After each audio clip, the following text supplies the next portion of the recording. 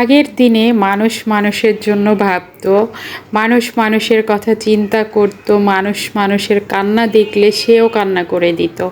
কারণ মানুষ অনেক সরল ছিল, তাদের মনে অনেক সরলতা ছিল। এখনকার দিনে সেই সরলতা আপনি কোথায় পাবেন? আসসালামু আলাইকুম, সবাই কেমন আছেন? আশা করছি সবাই ভালো আছেন। সবাইকে রমজান মোবারক। আল্লাহ পাক রব্বুল আলামিন যেন সবাই রমজানগুলো কবুল করে নেয়, আর বাকি রমজানগুলো যেন সবাই সুস্থ সবলভাবে রাখতে পারেন, সেই দোয়াটাই আল্লাহ পাকের কাছে করতেছি। তো আজকে 12তম রমজানের ইফতারের আয়োজন করতেছি। তো সবাই আল্লাহ পাক সবাইকে অনেক সুস্থ রাখুক, ভালো রাখুক। কেন বলতেছি? কারণ দেখেন পৃথিবীতে কি ঝড় বয়ে যাচ্ছে, যুদ্ধ লেগে গেছে, এমন অবস্থা হয়েছে, মানুষ মানুষকে পাখির মতো গুলি করে মেরে ফেলতেছে। মানুষের মনে হয় ভিতরে কোনো দয়া মায়া ভালোবাসা বলতে কোনো কিছু নেই। বর্তমান সমাজটা এমন অবস্থা হয়ে গেছে, যেটা কি বলবো, মানে কষ্ট করা ছাড়া, কষ্ট পাওয়া ছাড়া আর কোনো কিছু বলার নেই। তো দেখবেন আমাদের আশেপাশে এমন কিছু মানুষ আছে যারা ঘরে বসে পোলাও কোরমা খায়, মোরগ পোলাও খায়, কিন্তু পাশের বাসার কে কি খেলো না খেলো, সে খেয়ে আছে না না খেয়ে আছে, সেটাও চিন্তা করে না।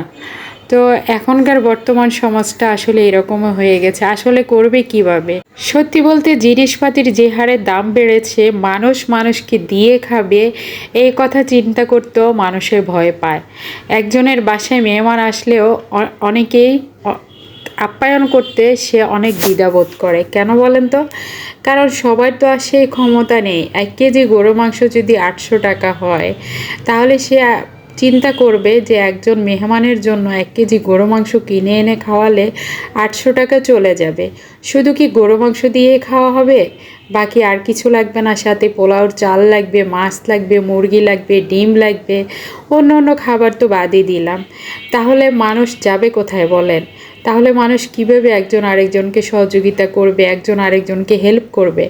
আমাদের সমাজটা এমন অবস্থা হয়ে গেছে যে মানুষ কষ্ট পেলেও কারো কাছে প্রকাশ করতে পারছে না।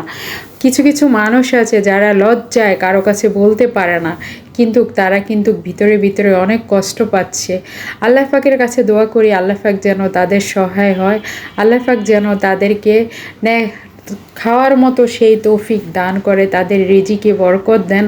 আল্লাহ পাক তাদের পাশে দাঁড়ান, আল্লাহ পাক তাদেরকে সহায়তা করুন। এটা ছাড়া আর কিছু বলার নেই।